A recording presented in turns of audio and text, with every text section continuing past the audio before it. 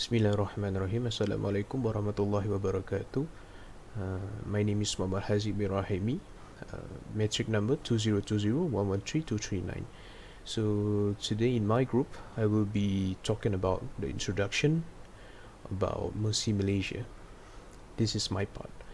So let's start with the first one, which is the MASRI Malaysia is a non-governmental agency which is an NGO responsible for assisting the government in resolving humanitarian issues. So they have many programs with the government in helping the needy in or outside the country.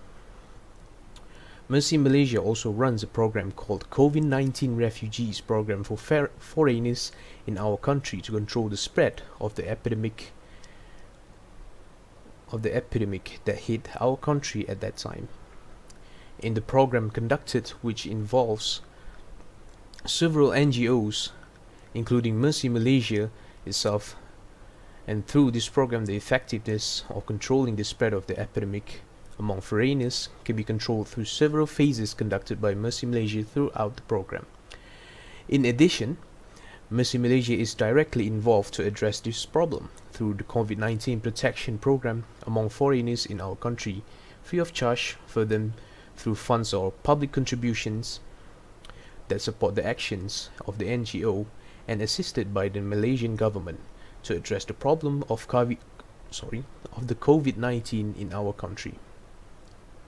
To relate with international affairs, MASRI Malaysia's accomplishments are widely acknowledged, including relief and emergency services, economic and social development, raising awareness of rights among groups, and supporting the environmental and other issues.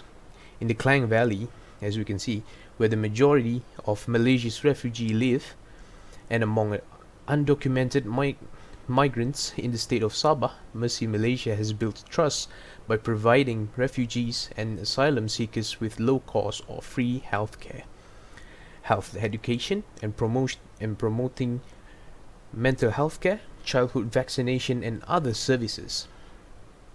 WHO is supporting MASRI Malaysia's risk communication and community engagement activities with over 130,000 refugees and asylum seekers, recognizing the vulnerability of refugees during a pandemic and the necessity of reliable information from a trusted source.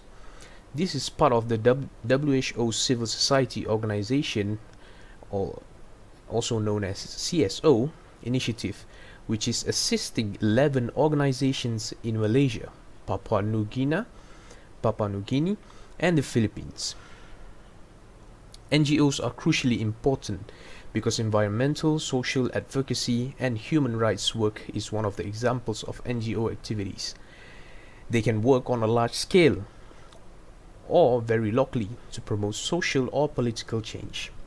NGOs are vital to the development of society and improvement of communities and the promotion of citizen participation. Citizens can work together on a voluntary basis to promote social ideals and civic goals that are important to them through NGOs. They encourage innovation and problem solving on a local level. The multiplicity of NGOs reflects on the diversity of society. They also benefit society by empowering citizens and supporting grassroots change. So that's the introduction of MASRI Malaysia that I could elaborate for this topic. That's all from me for now. Thank you for listening, and I'll pass to the next student. Thank you. Hi and Assalamualaikum. My name is ATIQAH binti AZLAN and my ID student is 20203977 and 45. So today I'll be present about MASRI Malaysia effort in reaching refugees in Malaysia during the COVID-19. MASRI Malaysia is a well-known NGO that provides medical treatment to the underprivileged and needy people. So during this program, MASRI Malaysia, they work together with World Health Organization, well known as WHO, a United Nations High Commissioner for Refugees, well known as UNHCR, to ensure that the program will go as planned. Besides that, during this program, Muslim Malaysia's responsibility is to provide humanitarian assistance to help the refugees who were affected by COVID-19. So here are the details of Muslim Malaysia services and effort to carry out their responsibility reaching refugees during the COVID-19. One of the services that are provided by Muslim Malaysia are primary healthcare, in which they give all the necessary medical treatment to the people who does not have an access to a healthcare services. Through the primary healthcare, Muslim Malaysia also provide a mobile clinic or outreach clinic, especially on the weekend, to reach out the people who live in the remote location. To help the refugees who were affected by COVID-19, the clinic offer a free medication as well as follow-up care at the nearest medical facility. In addition, the clinic also gave a COVID-19 testing kit as well as food boxes. They also gave hygiene kit and personal protective equipment to prevent the spread of coronavirus around the area. Next is volunteer. In a wish to ensure the success of the program, Muslim Malaysia has recruited several volunteers from various professions, both medical and non-medical. Even so, for patients in need of emotional support and guidance, the emergency response team will send skilled volunteers to help them, to give them psychosocial support and advice to those who are affected. Muslim Malaysia collaborates with UNHCR and Asylum Access to help the refugees who are unaware about the COVID-19 vaccination on how to register via MySejahtera app or JKJAV. As for Muslim Malaysia, they are to encourage the refugee on how to register via MySejahtera app to those who are willing to do so. And for Asylum Access, they are to create a 3-minute long video on how to use MySejahtera app or JKJAV, and then work together with UNHCR to provide the video in other languages, since the video only available in English. That's all from me. Thank you. Assalamualaikum warahmatullahi wabarakatuh. My name is Zino Al-Masri bin Muhammad TOJID from class AN1104A. My matric card number is 2020957131. So today I want to present about my topic of assignment, which is Muslim Malaysia in one program to help refugee and marginalized community in Malaysia. Firstly, when Malaysia have doing the MCO for the first time, the Ministry of Health Malaysia together with Muslim Malaysia has given more focus to areas Kuala Lumpur and Selangor, because that place have the high infection rates among the refugees and marginalized community in Malaysia. For example, Muslim Malaysia, they have made walk-in swab tests and also launched the mobile clinics to certain area in Malaysia. This objective of in that program to reduce the COVID-19 in Malaysia among in the group of the refugee and marginalized community in Malaysia.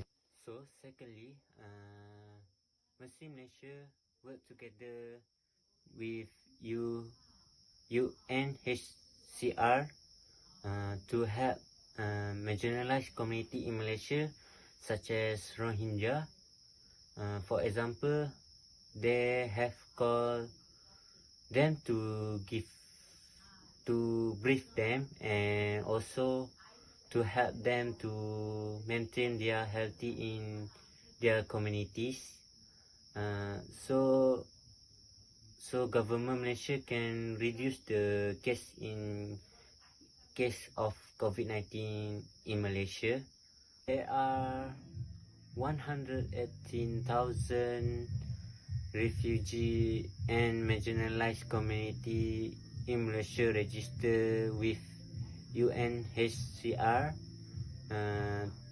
to help them and also to control their community in Malaysia to not be a high risk to virus COVID-19. Last effectiveness of the program to help them, which is refugees and marginalized community in Malaysia. MASRI Malaysia has doing the donation or fund to help them in their community. For example, MASRI Malaysia given the donation which are 25,000 masks and also 100 box of gloves to communities Myanmar and also other refugees in Malaysia. So the effectiveness in this program to reduce or control the affected of people because COVID-19. So that's all for me. Thank you.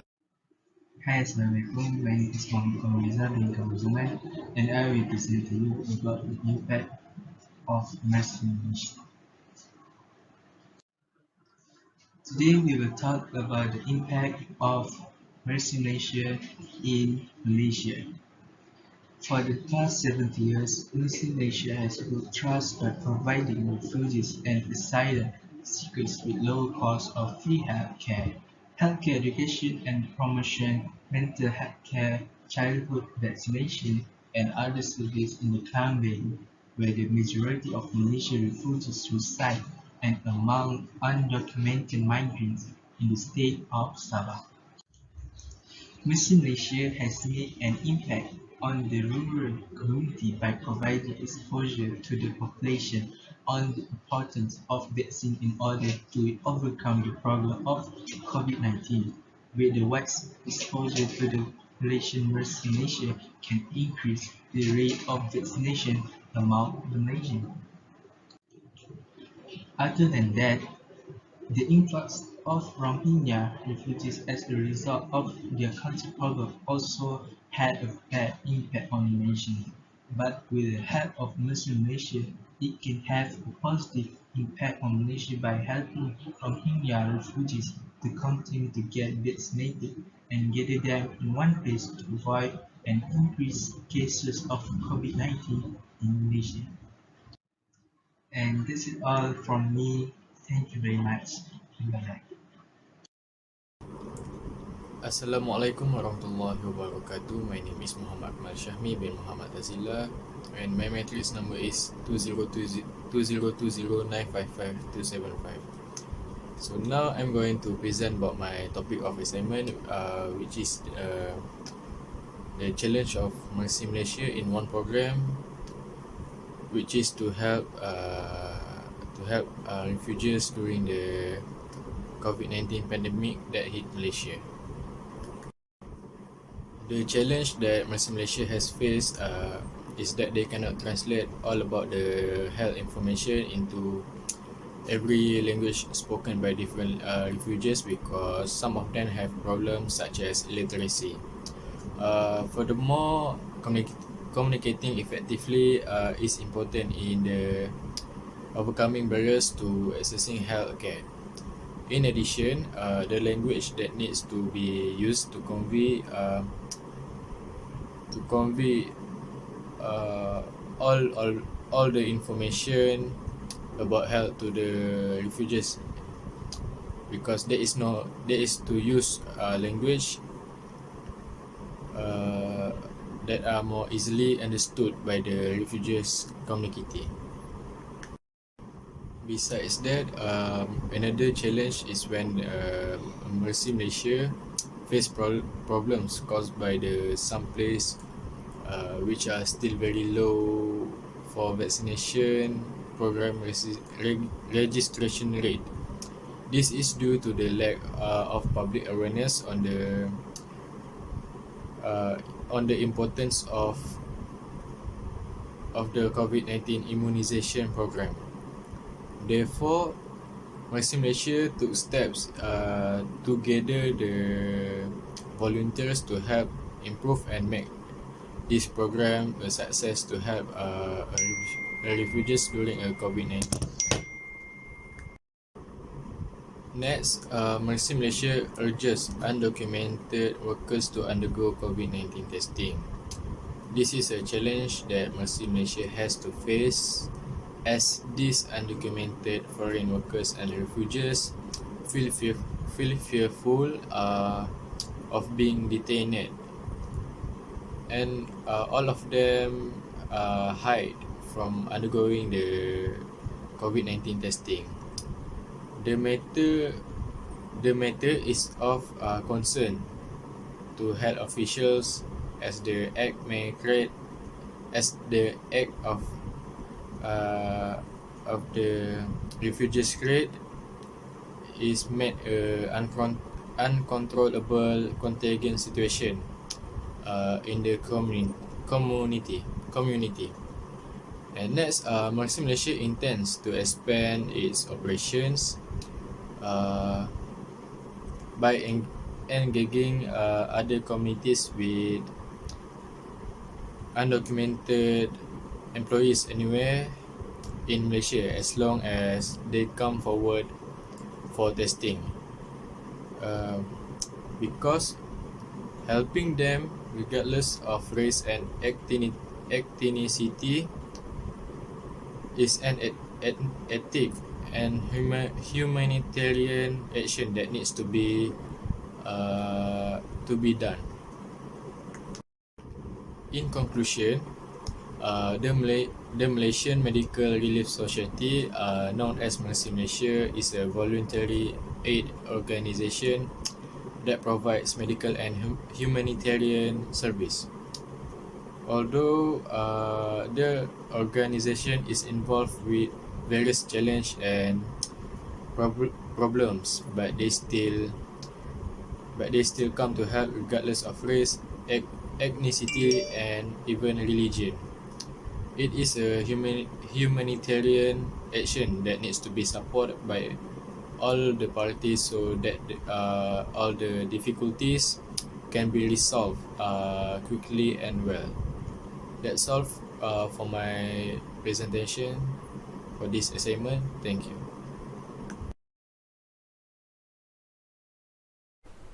Bismillahirrahmanirrahim. Assalamualaikum warahmatullahi wabarakatuh, and hi again. My name is Muhammad HAZIQ bin ROHAIMI, metric number 2020113239, and I will be talking about the last part of this project, this topic, which is the conclusion of MASRI Malaysia.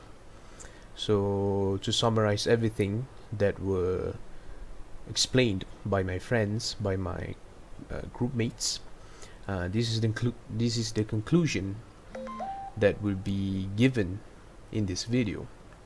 So long story short, to conclude everything, MASRI Malaysia has a long list of successes, including relief and emergency services, economic and social development, raising awareness of human rights across groups, and supporting environmental and other causes.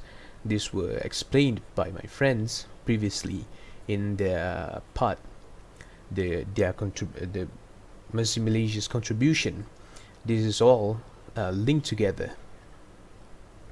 Despite the fact that the COVID-19 outbreak has nearly paralyzed our country, the government and various NGOs are still working hard to prevent the epidemic from worsening. MASRI Malaysia is one of the NGOs that has made a big contribution, like I said, in this, respectively. They have developed numerous programs to assist our community, including refugees and marginalized people in our country. Even though there's a lot of challenges faced by MASRI Malaysia, by this NGO, eventually they find an alternative to resolve it. For example, commuting with different refugees, and also lacks of funds to further expand the operation of the program, as they intend to involve the rest of the community, such as foreign workers and undocumented refugees, to come forward and undergo coronavirus testing. If Mercy Malaysia organizes the program again. However, they did overcome the obstacles and still continue with all the programs and the help that has been given to them. So that's all for the conclusion of this topic. So a lot of things we can learn from it, a lot of benefits, a lot of contributions from Mercy Malaysia itself. So that's all from me, signing off for this topic and concluding everything that were explained by my friends and myself. So thank you for listening. That's all from me. Assalamualaikum and goodbye.